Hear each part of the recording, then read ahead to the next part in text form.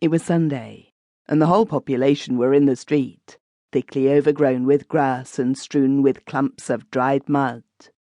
A large crowd of peasants, men and women, gathered about the elder's hut. Some were sitting on the earthen seat, others on the ground, and still others were standing. In and out among them, chasing one another, ran the little children, receiving now a crossword, now a blow from one of the elders. In the middle of the crowd was a tall man with a large overhanging moustache. From his tanned face, covered with a thick bristly beard and a net of bluish wrinkles, from the tufts of grey hair that peeped out beneath his straw hat, one would have guessed that the man was 50. He was staring on the ground. The nostrils of his long, gristly nose trembled, and when he raised his head to glance at the elder's hut, one could see that his eyes were sad and solemn. They were deep set in their orbits, and the bushy eyebrows cast a dark shade over them. He was dressed as a lay brother, in a brown, torn cassock that barely covered his knees, and was pulled in at the waist by a piece of cord. A wallet was strung over his shoulder. In his right hand he carried a long staff with an iron tip. His left hand was thrust into his bosom.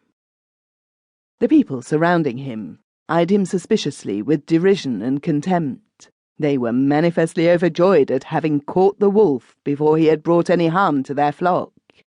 When passing through the village, he had gone up to the elder's window and asked for a drink. The elder had given him some kvass and tried to enter into conversation with him, but contrary to the habit of most strangers, he had replied to the elder's questions unwillingly. The elder asked for his papers, but it turned out that he had none, and the man was detained, it being decided to take him to the Volost.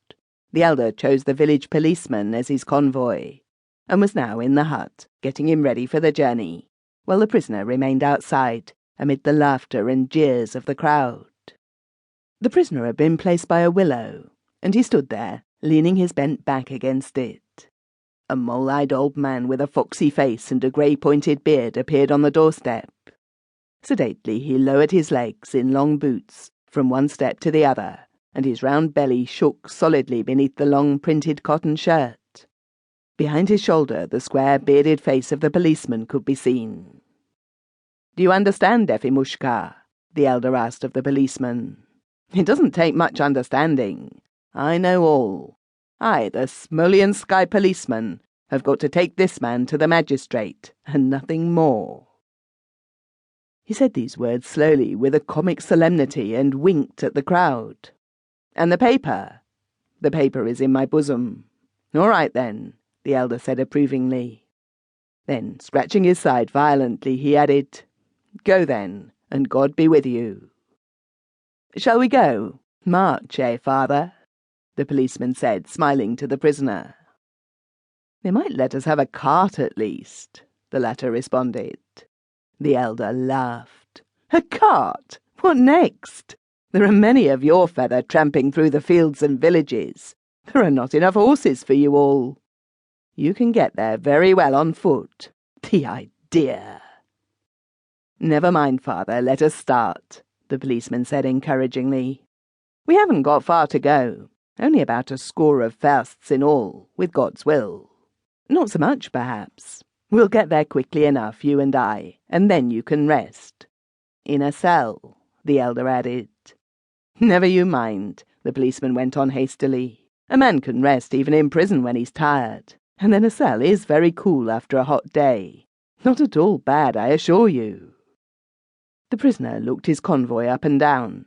The latter was smiling with a frank, jolly smile. "Come along, good father." "Goodbye, Vasil Gavrilich." "Come along." "God be with you, Efimushka. Keep your 2 eyes open." "See with your 3, some young fellow in the crowd called after the policeman. "Do you think I'm a baby?" They started, keeping close to the huts in the strip of shade. The man in the cassock walked ahead, languidly at first, and then in the brisk gait of a person accustomed to the road. The policeman with a stout stick in his hand followed behind him. Efimushka was a short, thick-set peasant, with a broad, kindly face, encircled by a flaxen, tufty beard.